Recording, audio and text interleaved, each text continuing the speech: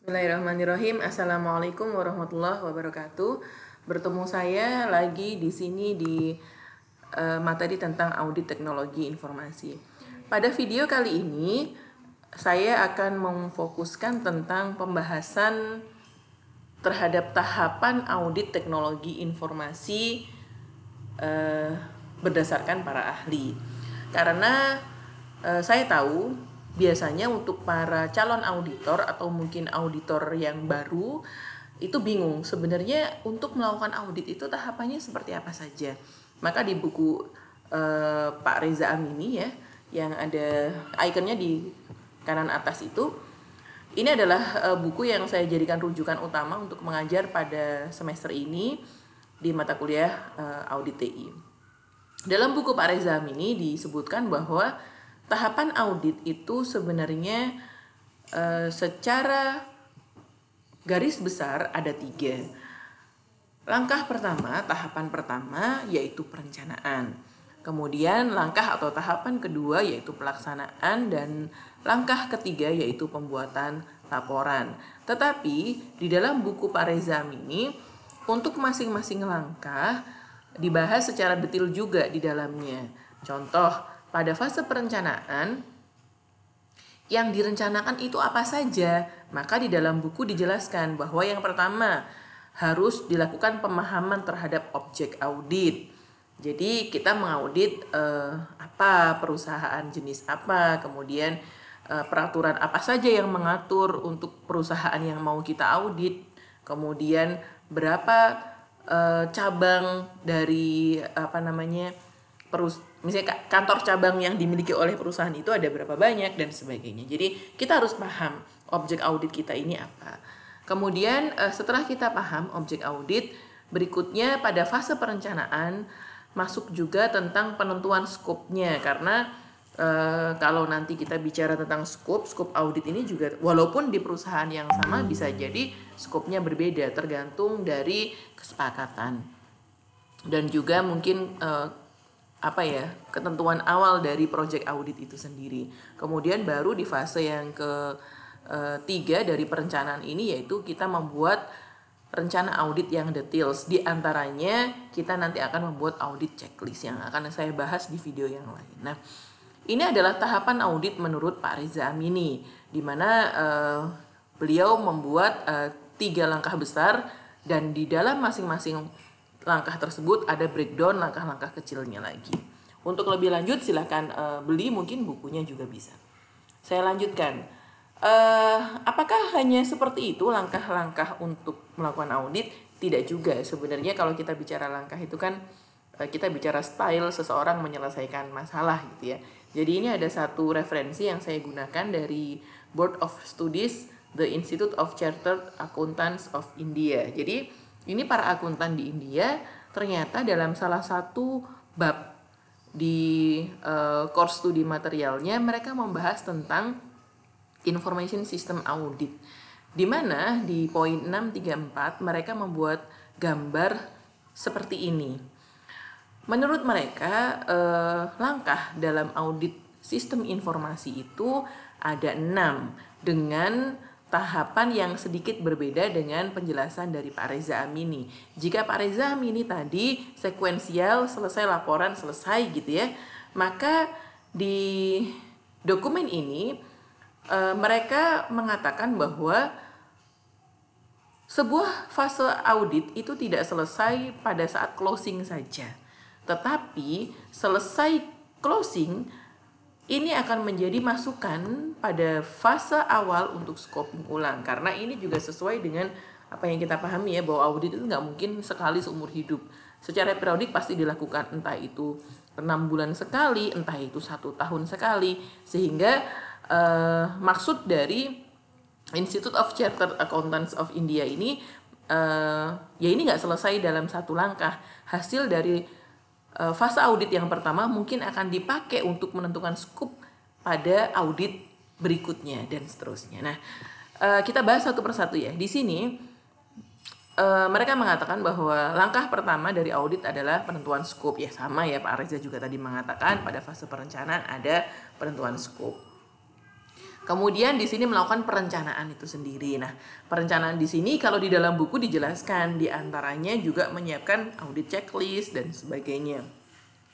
Setelah semua perencanaan selesai, maka baru masuk ke fase pelaksanaan atau di sini disebut dengan field work. Nah, setelah fase field work baru kemudian masuk fase analisis, di mana fase analisis ini tidak dikeluarkan dalam fase khusus oleh Pak Reza Amini tadi ya. Jadi fase analisis di dalam langkah Pak Reza Amini masuk dalam fase pelaksanaan. Jadi selesai field work kemudian dianalisis hasil dari field work tersebut. Nah, yang menarik di gambar ini adalah ada fase cyclic seperti di SDLC kalau di dalam software engineering.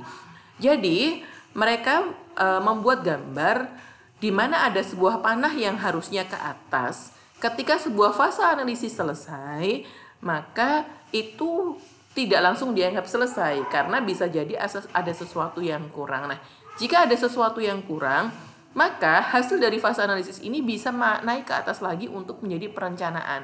Jika masih dalam satu waktu ya, jadi misalnya audit dilaksanakan dalam waktu 2 bulan. Ternyata dalam 2 minggu pertama pelaksanaan, setelah dianalisis ini sudah terjun ke lapangan, kemudian masuk analisis, ternyata masih ada yang kurang datanya.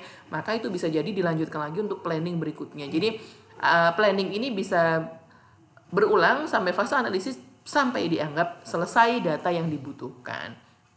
Baru kemudian masuk pada fase pembuatan laporan. Nah, selesai pembuatan laporan, baru itu kemudian diserahkan ke mereka laporannya dengan sebuah meeting yang disebut dengan closing. Nah, ini adalah step dalam Information System Audit menurut Board of Studies Accountants di India. Nah, sebenarnya kalau kita bicara langkah, asalkan tujuannya sampai gitu ya, goalsnya yaitu mendapatkan laporan, di mana di dalam laporan itu ada angka-angka. Inti audit itu kan kita menghasilkan angka ya. Jadi auditor itu sama kayak misalnya dokter gitu ya. Ketika dokter mau merekomendasikan sesuatu, mau memberikan resep, otomatis kita membutuhkan angka kan ya. Misalnya dilihat dulu hemoglobinnya berapa, asam uratnya berapa, kolesterolnya berapa dan sebagainya. Ada sebuah angka yang dihasilkan dari situ. Sama, audit juga seperti itu. Hasil akhir dari sebuah audit adalah sebuah angka, di mana dari angka-angka tersebut kemudian kita bisa mendapatkan gambaran dari sebuah organisasi dari sudut pandang IT-nya. Nah, dari laporan tersebut kemudian selain angka kita juga menghasilkan rekomendasi. Sama tadi seperti saya bilang, dokter, ternyata kolesterolnya terlalu tinggi, maka diberikanlah rekomendasi diet ya, plus diberi obat resepnya. Sama seperti itu. Nah, kemudian misalnya, ini hemoglobinnya terlalu rendah, HB-nya kalau rendah maka bisa bikin masalah. Anda harus makan tinggi protein, tinggi dan sebagainya dan sebagainya. Itu kalau dokter. Nah, auditor juga seperti itu. Tetapi yang kita hasilkan adalah angka-angka terkait domain IT yang diaudit. Ya, sehingga kalau kita bicara langkah, pada tahun 2018 saya pernah membuat sebuah bagan sederhana seperti ini. Ini berdasarkan pengalaman saya ketika mengaudit tahun 2011 dan tahun 2012 yang lalu. Di dalam langkah ini saya membuat 5, dan 5 ini ternyata setelah saya lihat ini mirip dengan yang dikeluarkan oleh Accountants of India tadi ya. Jadi mirip tetapi tidak sama persis, tetapi intinya tetap sama ya. Sama Pak Reza tadi juga tidak sama persis tetapi intinya sama. Ini ada penentuan scope atau di sini namanya scoping. Kemudian kalau di sini mereka mengatakan planning, saya menggunakan kata persiapan. Mereka menggunakan kata field work, saya menggunakan kata pelaksanaan. Intinya sama sih. Mereka menggunakan kata analisis, saya menggunakan kata analisis dan penilaian. Jadi ya 11-12, asal goalsnya tercapai tidak ada masalah. Apapun gambaran atau langkah-langkah detail yang ditentukan oleh para auditor. Termasuk ini adalah contoh dari seorang auditor TI yang beliau bergabung di Inixindo Jogja ya, Pak Adrian T. Beliau membuat gambar proses audit itu seperti ini, pakai flowchart.